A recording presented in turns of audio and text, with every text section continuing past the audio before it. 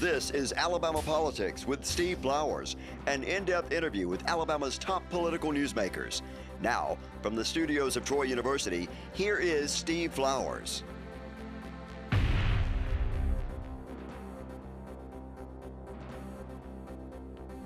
I'm Steve Flowers, and welcome to Alabama Politics. Folks, we're fortunate tonight to have as our guest one of the leading citizens of Montgomery and a really good man, David Woods, who is a candidate for mayor of Montgomery. All you viewers in the river region, and especially Montgomery, realize that y'all have a very, very important mayor's race this summer, August 27th, and you've got some very, very fine candidates. And Mr. Woods is a long-time successful businessman here, a TV station owner, and a real Christian gentleman. And we're glad to have David Woods on our show tonight as a mayoral candidate in Montgomery. Thank you, Steve. Yes, I appreciate it. Thank Yes, you for the sir. invitation to be here. I've known David quite a few years. I have been a commentator on one of his stations here, the Fox affiliate here in Montgomery, and Alabama News Network, and Fox 32 here in Montgomery. And David is a long-time Montgomery resident. He was born and raised in Dothan. Those of y'all who are my age and older realize who David is. He's the son of the legendary Charles Woods, who was a successful businessman, war hero in Dothan. And as David says, Mr. Woods used to call him child number 7.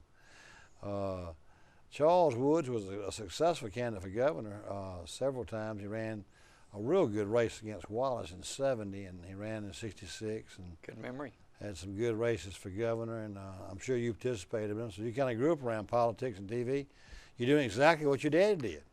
Your daddy was a TV station owner. He owned the very successful Channel 4 in Dothan. All right. Then he spawned out. He was a nationwide businessman. He owned stations in San Diego and others places around the country, didn't he? You're right. He owned stations across from Texas to Indiana, Georgia, Missouri, Louisiana. He had real estate in San Diego, and that's why he spent quite a few years in San Diego. That's where his real estate holdings were, and he ran his company out of there for about 20 years. But David, you spent all your childhood in Dothan, didn't you? I grew up in Dothan, right? All your siblings were born and raised there? Yeah, there were 9 of us, and we came up in the same house. We had it's a 4-bedroom house with 9 kids, my mom and dad, and usually 1 or 2 extras. What about, where'd you go to school? Well, we came up through the public schools. But I mean college and everything. University of Alabama. Good, Alabama. Did you major in business or communications? Communications. So you knew you were going to go into communications? Oh yeah, I thought I was. You know, from an early age, I wanted to go in television. My dad used to take us out to Channel 4 when I was probably 8 or 10 years old, periodically, and we'd see the station and we'd watch newscasts being taped, and you know, we got interested in it, or I got interested in it, and leaned in that direction for quite a few years, and started working in the summers after high school in the studio, doing what we're doing here, taping interviews. You know, the first real job I had was working with Bob Howell. He's at Channel 12. Yeah, he was at Channel 4 in Dothan. Oh, that's right. He was in 4 in Dothan. For several years. He's from the Wiregrass. Correct. He's from Geneva County. Correct. He's from Geneva County. Paula, his wife, was from Enterprise. And so I started out carrying the camera for Bob in the field and running teleprompter for Bob Howell and sweeping the studio floor for Bob Howell. So you knew when you went to Alabama you wanted to be in the TV business? That was the plan. Did any of the siblings choose that route? Well, there were, as I said, 9. No, they went. You know, I had a brother who's became a physician, a lawyer, an engineer. 2 sisters that went into accounting, teacher, just different fields. So you knew so you've been here in Montgomery on television all these years, haven't you? Since '85. I worked for my dad for 6 years. In Dothan? No, I worked for him. That doesn't include Dothan. That was in the summers. But full time for 6 years. And after in early '85, it was I sort of wanted to go out on my own. You know, I'd been with him a while, and he was running a large company, and it just I just had a desire to do my own thing, so to speak, and I left him and went out and started shopping for television stations. And bought this one in Montgomery. Yeah, exactly. And I'd participated with him on several acquisitions. So I got a good bit of experience about analyzing, doing research, and putting together a deal to acquire television stations. So I thought I could do it alone. You know, it's not too much different than, say, buying a house.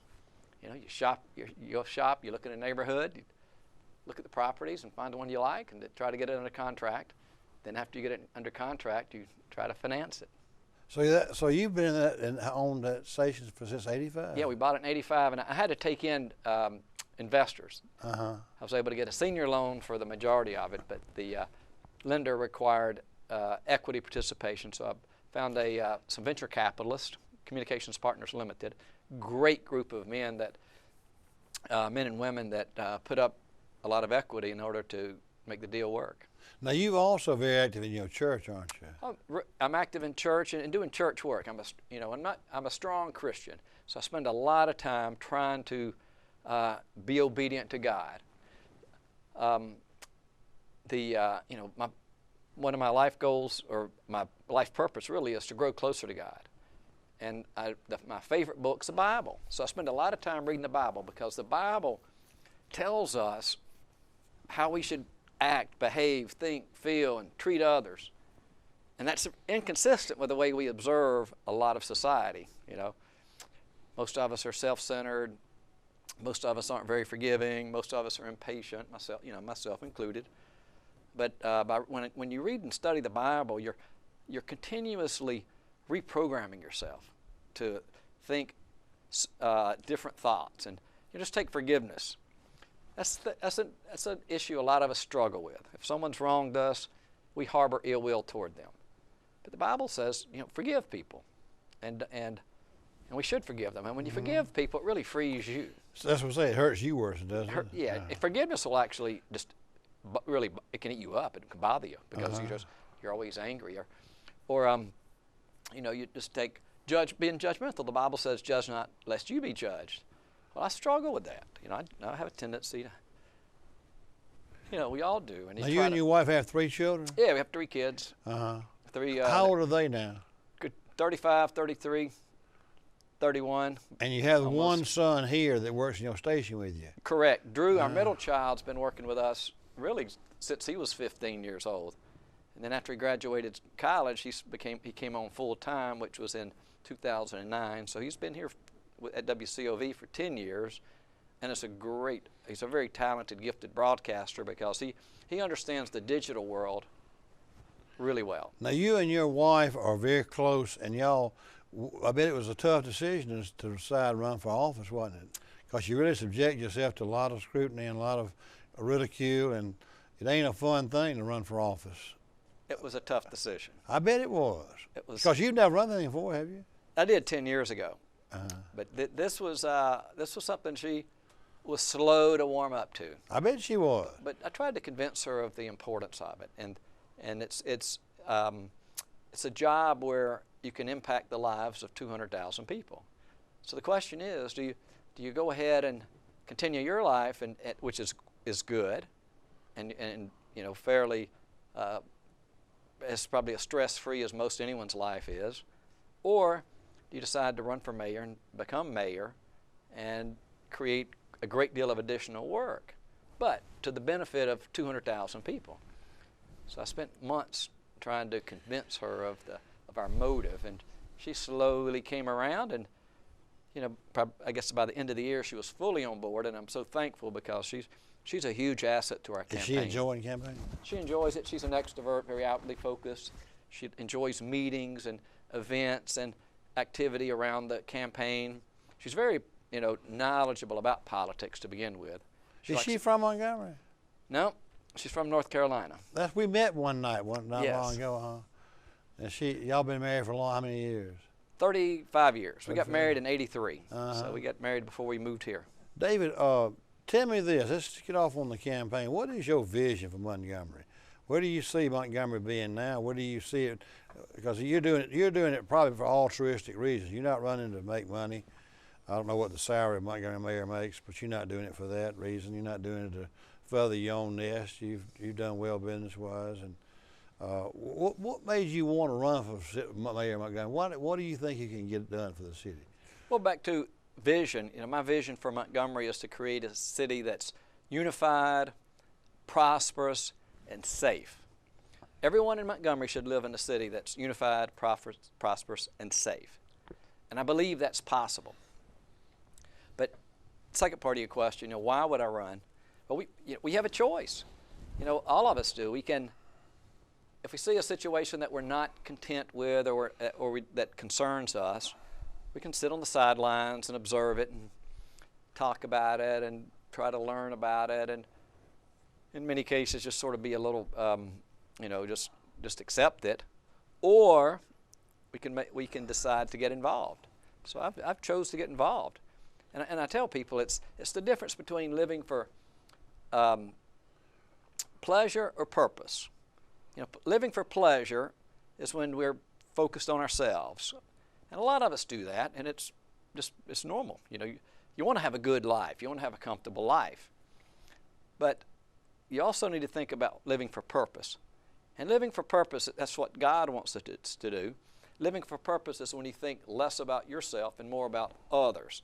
Living for purpose is when you focus on helping other people meet their needs. You focus on helping people that need guidance or just need a different situation, and your energy is directed at benefiting others. That's what we call living for purpose.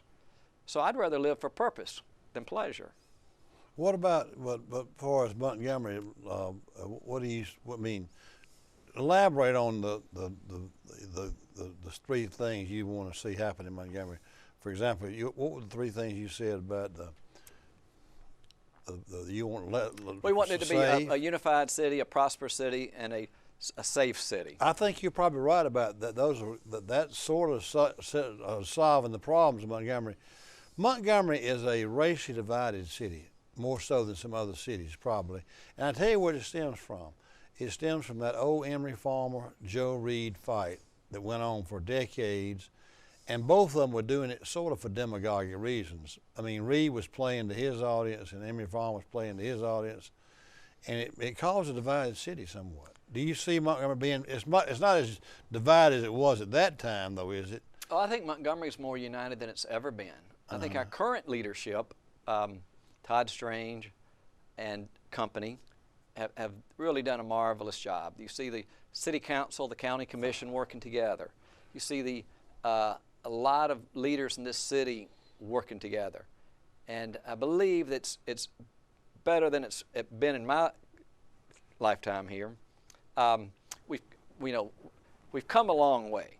Montgomery has got a very dark, ugly past, and thank goodness it's our past. Now we are here today, and we've got a long way to go in the future, but I believe going forward the future is very bright for Montgomery. We can learn from mistakes. All of us do. Mistakes really are opportunities for improvement. When you learn to walk, you fall down. You can call it a mistake, but it's just part of the learning process. When you're going through school, you do math, you add wrong, the teacher corrects you. But so errors and mistakes are really opportunities to grow. And we've had a lot of opportunity to grow in the city, and I think the city is coming together fast. And that's very important, to try to create a city that's unified, because a united Montgomery is a lot stronger, a lot healthier than a divided Montgomery. All right, no question about it. Now you say safe. You perceive there might be a more of a crime problem in Montgomery than some other cities its size. That's the perception of other cities around Montgomery. You know that, don't you? Correct. Yeah, is it probably an accurate statement? It's more than perception. Well, I've done a lot of research on the FBI website. You can just go to the FBI website and look under crime stats by state, and they have a marvelous site where you can look at cities. You can look at cities by size. You can just select 10 cities that you want to compare to, and it will show you probably 10 different types of crime and how you stack up. Everything from murder to aggravated assault, armed robbery, various sex crimes. And Montgomery you wouldn't consider it a real safe city, but it's not a terribly unsafe city either. There are a few categories where we overperform in. That means we're less safe, but there's quite a few categories where we're better than other cities. But it does need to be a much safer city, and it can be a safer city. Would you consider burglary a safe thing? That doesn't, because you know about like murder and that sort of thing. You have crimes that you have crimes against people, and you have crimes against property. So when you say safe, I mean it's not necessarily burglary, because it would be like less safe too. Right. But no type of crime is a good thing, and we'd like to try to put effort into reducing crime in a lot of areas. And part of what we want to do is try to work with people that have already gotten in trouble. Now, a lot of times these young men that really aren't being, let's say, raised the way you or I were raised, and a lot of people, we weren't, these 10 and 12 and 14-year-old boys are often by themselves. They're not disciplined well, and they spend a lot of time alone. Oftentimes our mothers are working 1, 2, sometimes 3 jobs in order to pay the rent and put groceries on the table. And I admire these women. But these boys often start doing things they shouldn't do. But if we could intervene earlier on, say if we could just come up with large numbers of men and women that want to help young children that have they've been just picked up for just loitering or shoplifting, there's a very good chance you could change the life path of these children. We've got retired men here. We've got a lot of retired military people. We have a lot of retired school teachers that would probably be very engaged if they were asked to be, and eager and receptive to mentoring young men and perhaps showing them a different way of life. Sometimes these children, they've only seen one way, and it's the way that will eventually lead them into some type of incarceration system. So I think there's a lot we can do over the next 4 years to make Montgomery a safer city. You have short-term solutions and long-term solutions. Long-term solutions would be working with these young children, try to teach them how to a different direction, and maybe they'll go up, stay in school, finish school. After school, go to college, get in the military, get a good job, go to trade school. A lot of options, and become a contributing member of society. Do you think Montgomery has an adequate number of policemen? Do you think you need more policemen here? Would that be something you want to look into, maybe expanding the number of law enforcement officers? Well, I was studying the different sizes of police forces in Alabama, and the 4 bigger cities in Alabama, Huntsville, Birmingham, Mobile, and Montgomery, are very similar in terms of population. Birmingham's the largest with 212,000. Montgomery's got about 200,000. Huntsville's around 190, and Mobile's, I think, 193, so they're all real close. To give you an idea, I think Mobile, has about 700 law enforcement officers. I think Birmingham has about 800, and Montgomery typically has, I think right now we have like 485. Our budget's around 515, 520. We're a little low.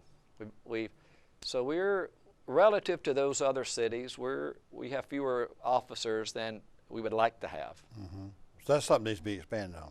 I think so. Yeah, I think I think another, an expanded force would be helpful. And there's other things we could do. We could keep, we every year a lot of officers retire. These are 20, 25-year veterans, high-ranking, long-term, seasoned veterans. Maybe we can incentivize them to stay and not retire and move on, because often they retire and get a job elsewhere. If we could keep the senior management in place, we'd probably have a healthier police force. That's a good idea.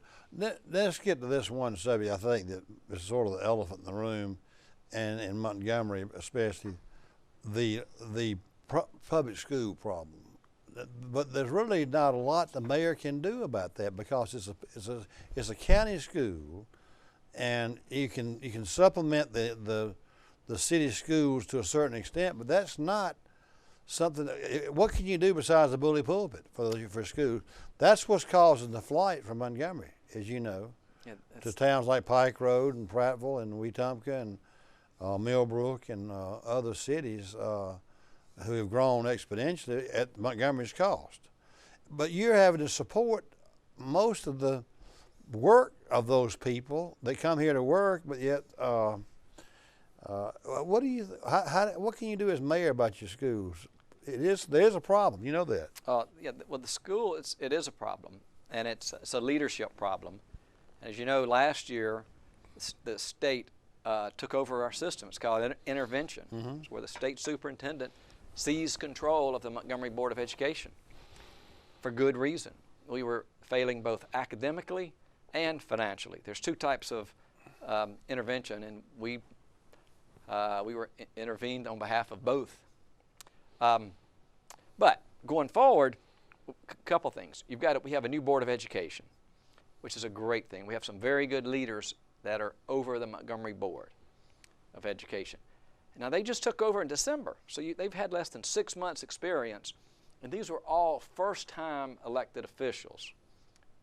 So they're to the board. So they didn't have the benefit of having been on the board several years, as in a lot of situations where each of you can kind of learn as you go, and maybe after someone works 6 or 8 years, they become chairman. We elected a new board in December, and in January, they voted in a chairman who'd been on the board 1 month, Claire Will, who's a very good leader. But they're trying to get their arms around the system. It's a big system, $300 million budget, 4,600 teachers, 29,000 students, and you just don't go in and start making wholesale changes immediately. You want to, but it takes a while to sort of decide where the improvements need to be made.